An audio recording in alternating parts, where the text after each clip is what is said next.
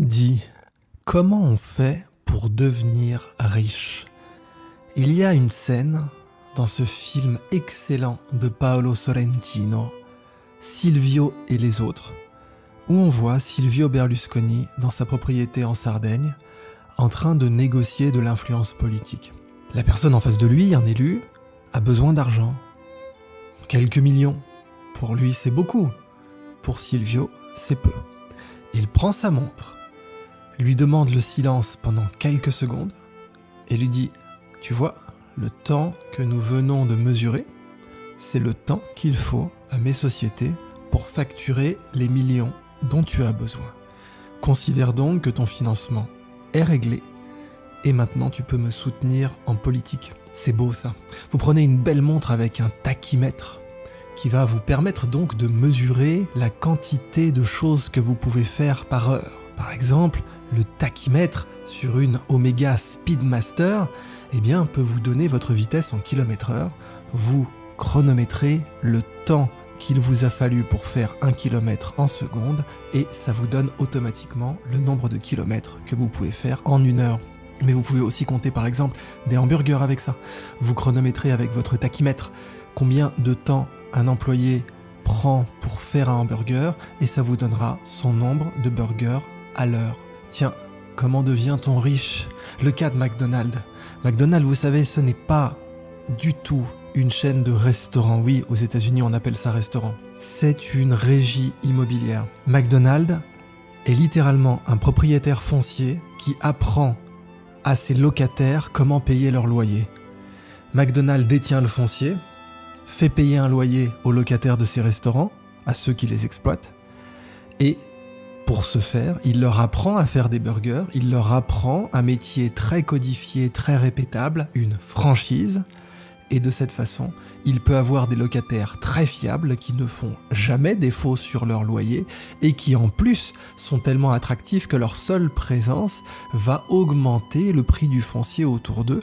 C'est ce qu'on voit typiquement au Brésil ou en Chine ou en Turquie. Quand un McDonald's ouvre, le foncier autour vaut plus cher. McDonald's est une régie immobilière. Dans Le Parrain 3, pour rester dans les références cinématographiques, c'est justement dans la régie immobilière que se lance Michael Corleone quand il veut devenir légal, quand il veut rentrer dans le monde justement fréquenté par Monsieur Berlusconi, des gens qui ne sont pas directement considérés comme des mafieux.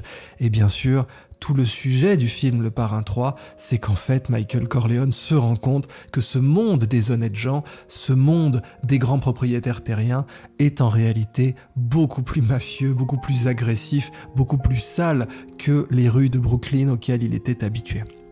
Donc, McDonald's est une régie immobilière qui apprend à ses locataires comment payer leur loyer. C'est aussi le cas de Starbucks. Starbucks est une régie immobilière qui apprend à ses locataires comment payer leur loyer d'une façon fiable, sans incident, bien mieux que n'importe quel locataire lambda, et en plus avec cet effet d'aura qui vaut une fortune, que quand un Starbucks ouvre, le foncier autour prend 30% en même pas 1 an.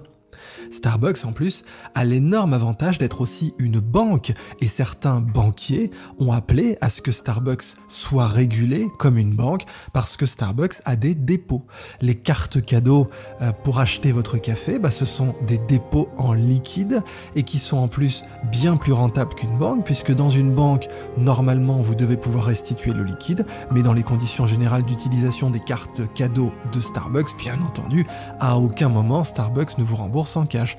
Starbucks vous rembourse en café, avec sa marge évidemment. Donc Starbucks a des milliards, littéralement des milliards de dollars en dépôt qui sont payés d'avance et qui sont donc du revenu anticipé. Alors, comment fait-on pour devenir riche? De Berlusconi à McDonald's, à Starbucks, à Michael Corleone? Quel est le dénominateur commun? Berlusconi prend sa montre et il mesure avec son chronographe un intervalle dans lequel il aura fait N millions. Et son tachymètre, s'il y en avait eu un sur sa montre, lui aurait dit du coup combien de millions par heure plutôt que combien de secondes pour 1 million. Mais c'est quoi ce qui est mesuré? C'est le revenu, le sacro-saint cash flow. Les riches achètent du revenu et les pauvres travaillent pour avoir de l'argent. Et oui, les pauvres donnent du temps pour avoir de l'argent. Les pauvres travaillent pour de l'argent. Les riches font travailler l'argent pour eux. Qu'est-ce que c'est qu'être riche ? C'est avoir des sources de revenus multiples et en avoir acheté plein. Typiquement, un magnat de l'immobilier qui possède 7000 appartements qui chacun vont lui rapporter autour de 1000 € par mois et va donc faire un revenu brut de 7 millions d'euros par mois. Mais il pourra aussi avoir un patrimoine puisque ces appartements étant possédés, il peut les revendre et tous les ans il peut en revendre une dizaine, une trentaine et en racheter d'autres avec des plus-values.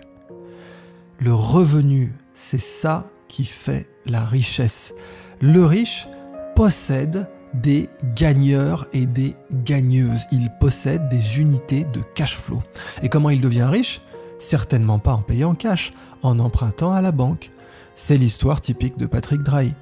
Et oui, dans l'Antiquité, on n'avait pas encore la comptabilité en partie double. Et donc jusqu'au Moyen-Âge, en fait, quelqu'un pouvait arriver et jeter un énorme sac d'argent sur une table et dire « je suis riche ». Et vous ne saviez rien de son passif, de la dette que cette personne pouvait avoir. Tout ce que vous voyez, c'était son actif.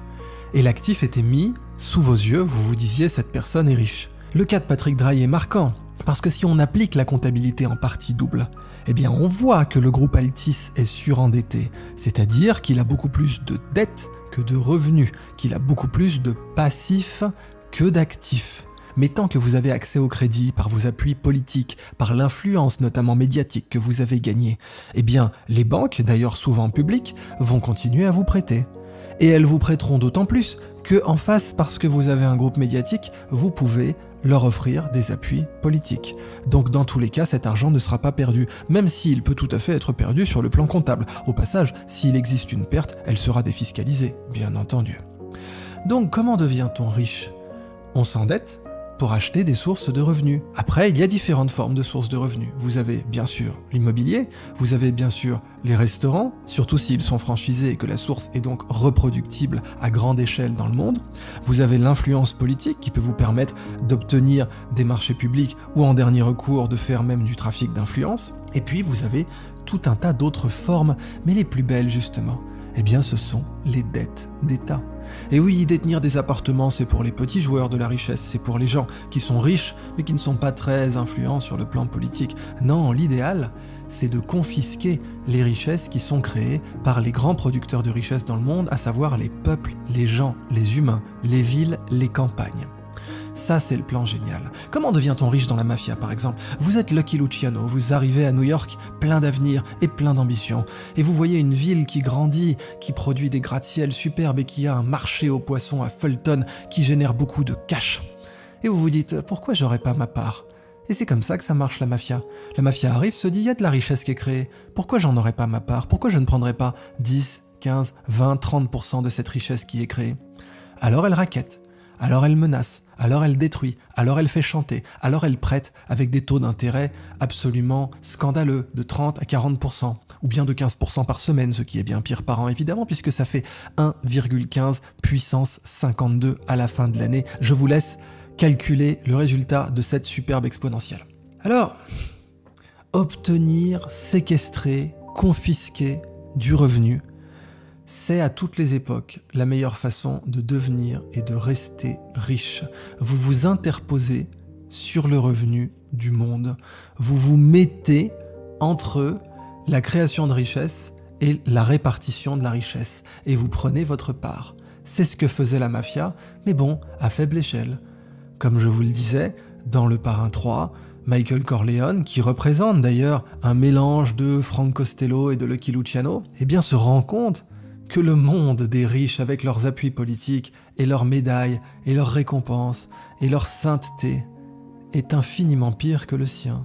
Et on le savait, bien sûr, il y a eu l'affaire Tangentopoli en Italie, il y a eu l'opération Manipulite, qui, on le sait, a été très instrumentalisée par la CIA, notamment pour faire gicler le gênant Bettino Craxi, qui avait eu le mauvais goût de provoquer la crise de Sigonella, et Reagan ne lui avait que très passablement pardonné, certes, mais tout de même, avec l'affaire de la loge P2, notamment en Italie, et puis donc tous les scandales autour de Licio Gelli, eh bien, on avait pu voir en effet que des gens respectables politiquement se comportaient d'une façon bien pire que des mafieux, et qu'il existait, au-delà des mafias folkloriques, qui elles finissent toujours plus ou moins tôt, plus ou moins tard en prison, des mafias qui elles ne finiront jamais en prison, puisque ce sont elles qui écrivent même les lois. Mais comment fait-on donc pour devenir riche et pour le rester ? Eh bien, le revenu absolu, c'est pas l'immobilier, c'est pas les restaurants, c'est les États. Les obligations d'État, la dette des États, c'est génial, parce que là, il n'y a pas de défaut possible. L'État a l'armée, il a les moyens, le monopole de la violence, pour aller chercher les impôts. Et donc, quand vous avez prêté à un État, en réalité, vous vous êtes interposé d'une façon totalement parasitique, évidemment, entre l'impôt et le service public. Vous vous êtes interposé entre l'impôt et le bien public. Vous vous êtes interposé entre la génération de richesse et sa répartition. Et en plus, vous êtes totalement invisible, puisque ce sont les moyens de l'État, la puissance publique, qui viennent collecter votre revenu. Vous êtes un ultra-capitaliste, vous êtes plein aux as, mais ce sont des gens de gauche qui vont vous défendre. Ce sont des gens qui pourraient même penser que le communisme est réalisable dans leur pays, qui vont venir soutenir et défendre votre source de revenus, parce que votre source de revenus, ce sont les impôts, et que bien sûr, il faut payer ces impôts.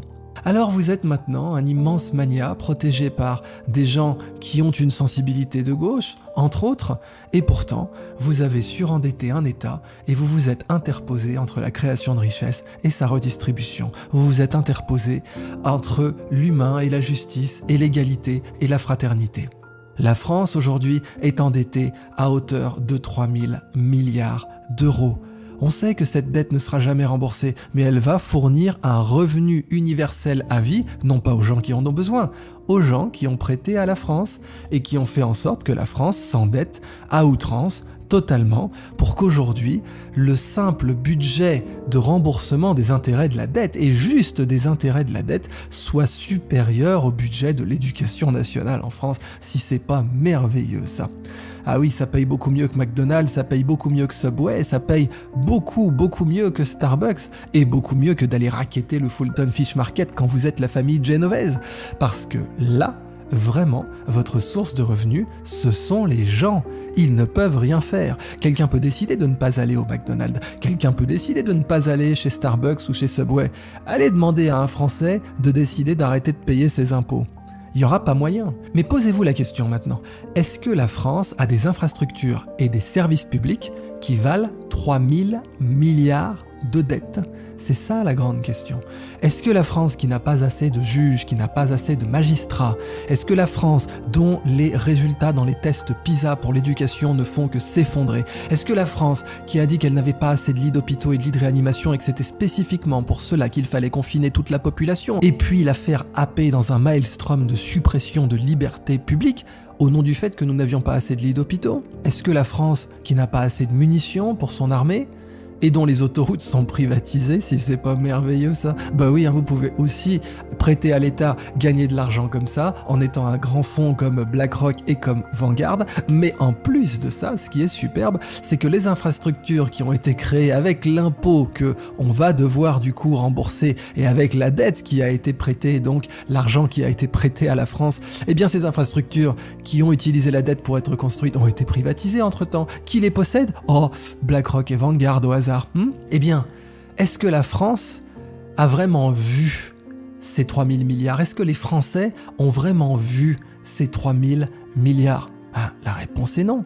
Mais leurs créanciers, oh, ne vous inquiétez pas, ils les verront. Et eux ont du coup une marque sur le front de chaque Français, et ne vous inquiétez pas pour eux, la France n'est qu'un petit pays exotique. Ils font ça dans tous les autres pays. une marque sur le front de chaque citoyen, de chaque créateur de richesse. On ne ponctionne pas le revenu d'un franchisé McDonald's, on ne ponctionne pas le revenu d'un franchisé Starbucks, on franchise les gens à la naissance, de sorte que chaque Français naissant naisse avec 50 000 € ou plus de dettes, et il a un tampon sur le front qui vous garantit à vous un vrai revenu universel, avec le monopole de la violence garanti par l'État pour le collecter. Et ça, c'est superbe, parce que pour devenir riche, il faut acheter du revenu.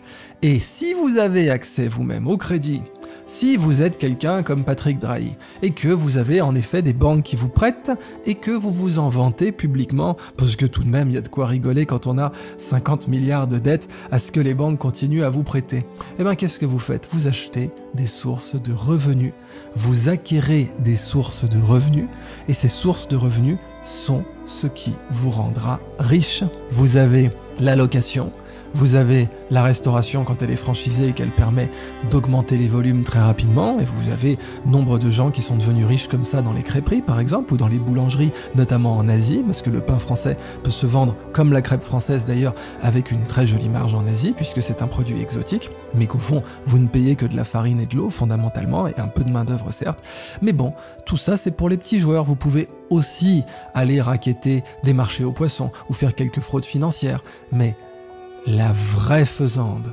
le vrai gang des super riches, surendette les États et pose un tampon biatch sur le front de chaque citoyen en lui disant, tu sais, ton travail m'appartient en partie, à vie et celui de tes enfants aussi, parce que ton État qui va prendre une partie de ton travail en te disant que c'est pour l'intérêt général, que c'est pour le bien, que c'est pour la redistribution des richesses, eh bien moi, en gros parasite bien gras, je me suis inséré entre toi et l'État, entre toi et ta représentation, entre toi et les services que tu mérites et pour lesquels tu payes et pour lesquels tes ancêtres ont payé. Et moi, avec cet exemple charmant de ce seul budget du service de la dette, c'est beau d'ailleurs d'appeler ça service, le service de la dette, à savoir les seuls intérêts de la dette en France, 60 milliards qui partent dans les poches des super riches tous les ans. C'est plus que le budget de l'éducation nationale. Moralité, si vous voulez devenir riche, achetez du revenu, ne dépensez pas votre cash emprunté pour acheter du revenu, et le meilleur revenu, c'est pas le burger, c'est pas le café, c'est pas le rackettage d'un marché aux poissons à New York, c'est de racketter les États et chacun de leurs citoyens.